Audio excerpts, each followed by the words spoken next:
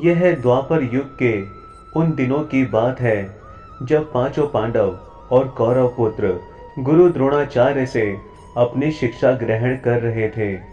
उन दिनों पांडव धनुर्विद्या का ज्ञान प्राप्त कर रहे थे। एक दिन गुरु द्रोणाचार्य ने उनकी परीक्षा लेने का विचार किया।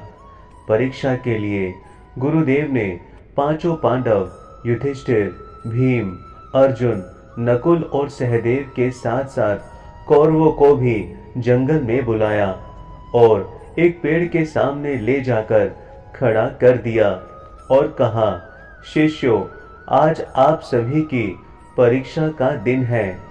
आज इस बात की परीक्षा होगी कि मेरे द्वारा दी गई धनुर्विद्या से आप सभी ने कितना सीखा है।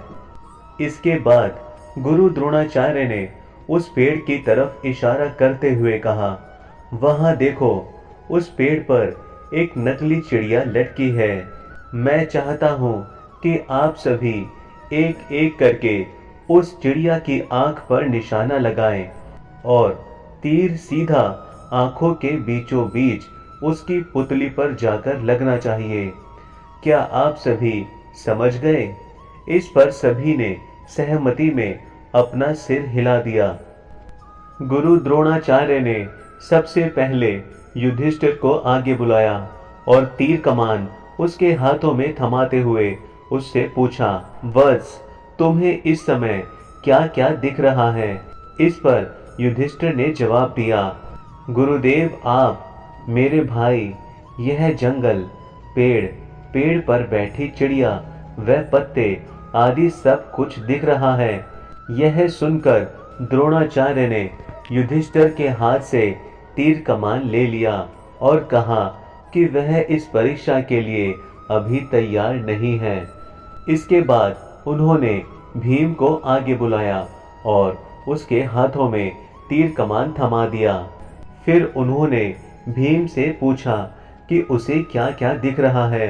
इस पर भीम ने जवाब दिया कि उसे भी गुरु द्रोणाचार्य, उसके भाई, पेड़, चिड़िया, धरती व आसमान सब कुछ दिख रहा है।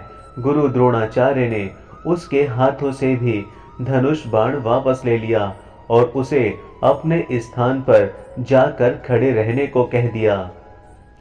इस प्रकार गुरुदेव ने एक एक करके नकुल, सहदेव और सभी कौरव पुत्रों को बुलाया और उनके हाथों में धनुष बाण थमाते हुए उनसे भी यही सवाल पूछा। उन सभी का जवाब भी कुछ इस प्रकार ही आया कि उन्हें गुरुदेव, भाई, जंगल, उसके आसपास की चीजें व पेड़ आदि दिख रहे हैं। इन जवाबों के बाद उन्होंने सभी को अपने अपने स्थान पर वापस भेज दिया।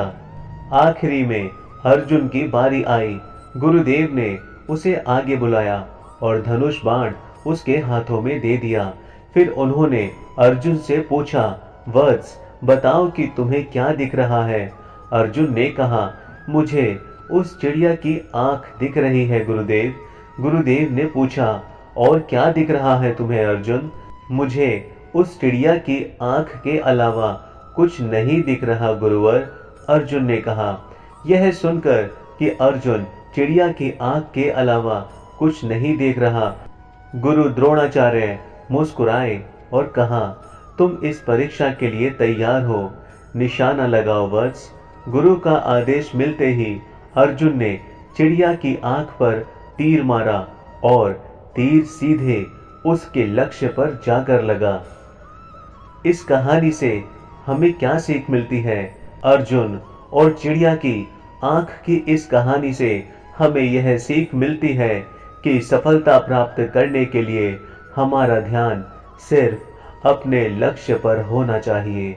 जय श्री कृष्णा।